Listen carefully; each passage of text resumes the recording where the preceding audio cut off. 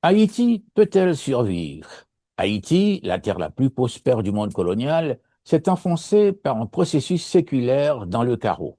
On s'explique avec beaucoup de peine la transformation de la colonie la plus riche du Nouveau Monde au long des années en pays réputé le plus pauvre de l'hémisphère occidental, comme aiment le rappeler si souvent les médias du monde international.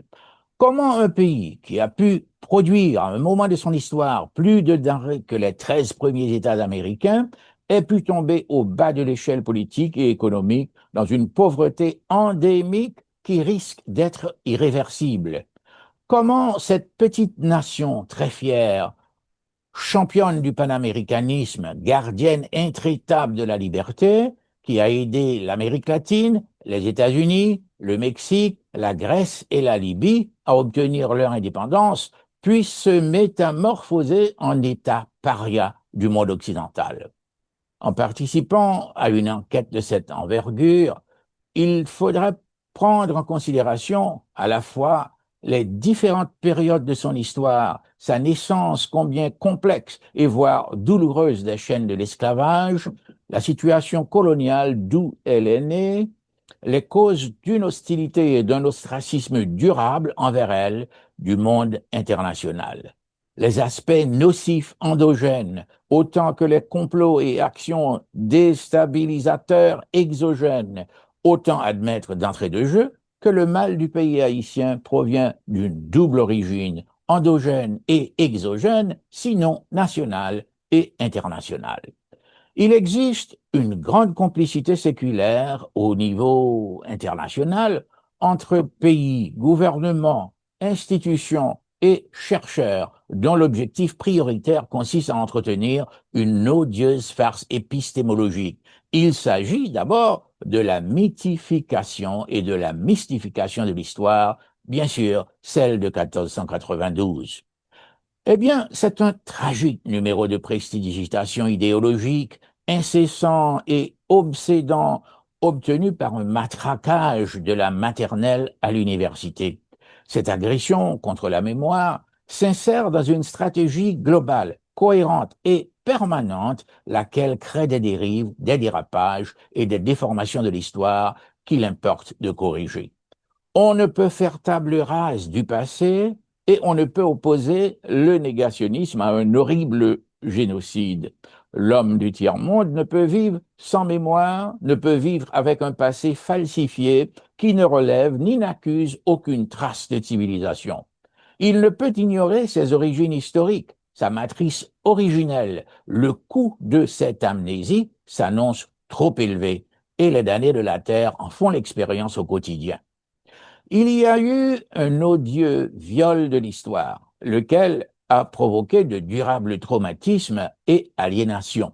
L'histoire de la colonisation, à partir de 1492, se révèle un recensement d'horreurs qui se traduit par des bûchers, tortures et exécutions sommaires publiques, des guerres d'extermination, des massacres et de redoutables épidémies.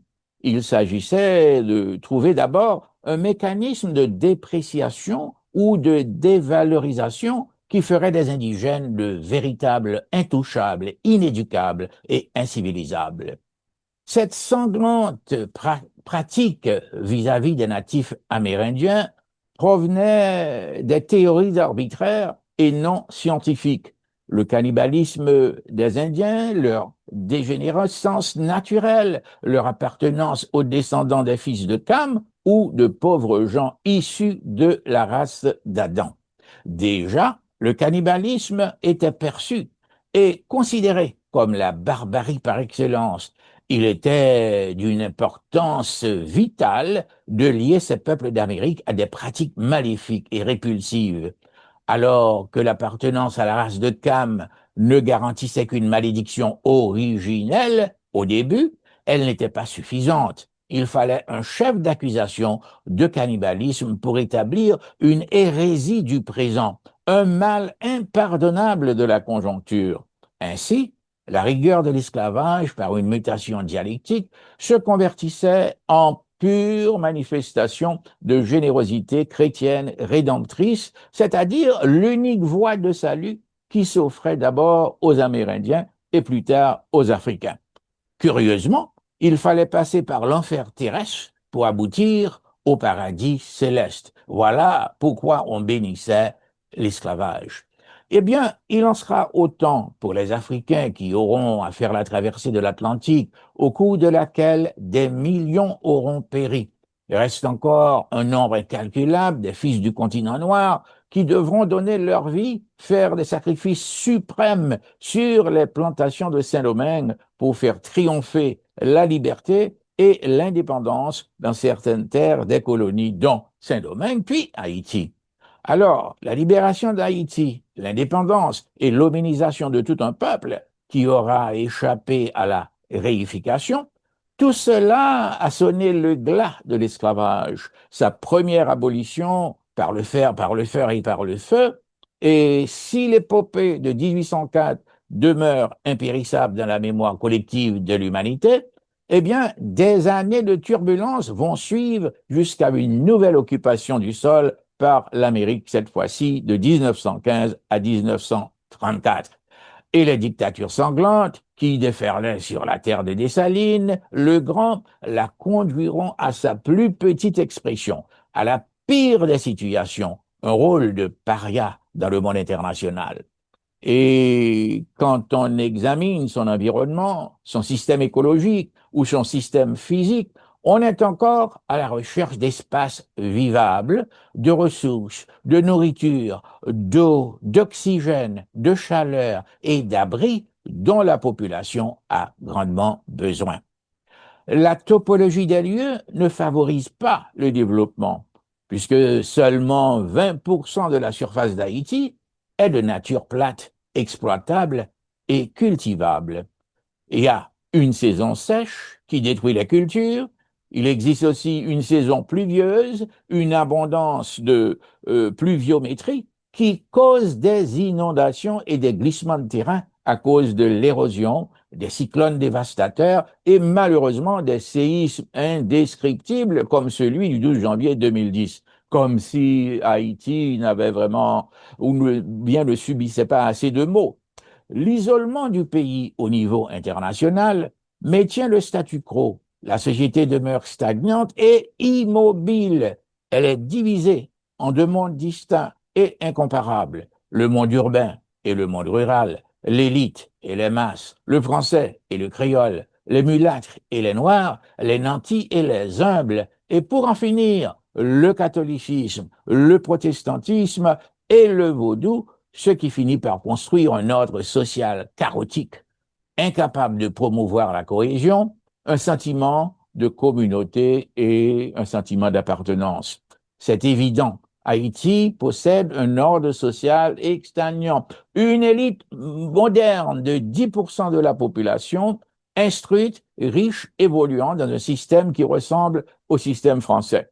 Ce groupe urbain privilégié plutôt à le monopole et le contrôle des affaires. Et ça laisse un maigre pourcentage à la majorité paysanne, tout en assurant le maintien du statu quo.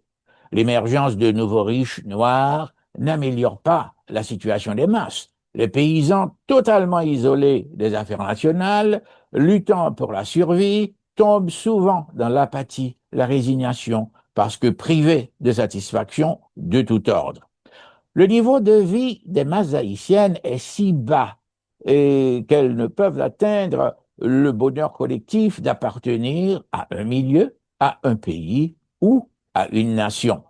Le système politique a pour mission d'organiser et de gérer les ressources et le territoire d'une nation. Et pour remplir sa mission de manière efficace, le gouvernement doit pouvoir prendre des décisions dans les affaires de l'État, maintenir le monopole des forces de coercition pour mettre en application ces décisions. Tout système politique doit remplir les tâches suivantes: assurer l'ordre interne, articuler les desiderata des citoyens, formuler des politiques arbitraires et des disputes, choisir des leaders, gérer les institutions gouvernementales, développer des relations internationales, assurer le leadership dans le domaine des allocations de biens et de services aux membres de la collectivité. La stabilité d'un système d'ordre politique dépend aussi de son habilité à garantir la justice et l'égalité des chances à tout groupe et individu dans la poursuite du bonheur, tant matériel que non matériel, c'est-à-dire spirituel. Si le gouvernement peut accomplir cette importante et vaste mission, il devient légitime aux yeux de ses constituants et les citoyens pourront démontrer leur satisfaction par le travail et les sacrifices consentis pour l'amélioration de la cité. Et la flexibilité de changer de politique et de structure gouvernementale en face des changements d'ordre national constitue une autre preuve de stabilité politique. Le pays haïtien, on le sait, n'a jamais été doté d'un système d'ordre politique d'une grande efficacité. Le leadership politique découle plutôt d'un culte de la personnalité traditionnelle au lieu d'un processus politique démocratique. Les chefs d'État ont fini par prendre la mauvaise habitude, inconstitutionnelle d'ailleurs, de gouverner par décret, d'amender la Constitution pour s'octroyer un pouvoir à vie. On a eu beaucoup d'illustrations, des caricatures et enfin très, très pathétiques et à n'en plus finir. La division du pays en 10 départements devait pouvoir signifier le fonctionnement, sinon la mise en application d'un système départemental autonome selon la Constitution. Il n'en est rien. Port-au-Prince demeure la capitale toute puissante et c'est pourquoi d'ailleurs on lui accorde l'épithète combien édifiante de République de Port-au-Prince. Les griefs, les desiderata et les revendications des citoyens sont ignorés. Les chefs d'État, dont l'unique préoccupation consiste à s'accrocher au pouvoir, ont évidemment d'autres chats à fouetter. Ils ont du pain sur la planche, ils veulent décider de tout, d'abolir les institutions garanties par la Constitution, la Chambre des députés, un jour c'est le Sénat, et un jour ils vont décider de révoquer les gens qu'ils auront choisis et des gens surtout qui auront été élus. Haïti a atteint les dernières années 50 comme le grenier des Antilles par une abondante production en agriculture. Il s'est effectué depuis une soudaine et inhumaine métamorphose à cause de la déforestation et de l'érosion, c'est-à-dire une catastrophe nationale qui a permis, devant la famine presque globale, l'apparition des tablettes de terre qui finiront par empoisonner ceux qui les mangent. Nous n'avons pas, chez nous, heureusement, une tendance suicidaire ou génocidaire, ni une envie d'euthanasie collective. Mais Haïti, malgré son passé héroïque, son panaméricanisme, ses glorieux soldats, sa tradition libertaire, le généreux engagement de ses enseignants à l'extérieur, la percée de sa musique, de sa peinture et de sa sculpture, eh bien, Haïti, après ces dictatures, connaît la crise la plus aiguë de son histoire d'État-nation depuis le séisme dévastateur du 12 janvier 2010. Et c'est un monde, mais c'est aussi un peuple qu'il faudra rebâtir et réinventer par un consensus national, une extraordinaire volonté politique collective, l'aide authentique de la diaspora et du monde international. Et c'est à ce prix qu'on pourrait peut-être ensemble faire régresser cette agonie du pays et lui permettre de remonter du marasme et du triomphe de la déraison à la surface, vers la lucidité, la décence et la lumière. Merci.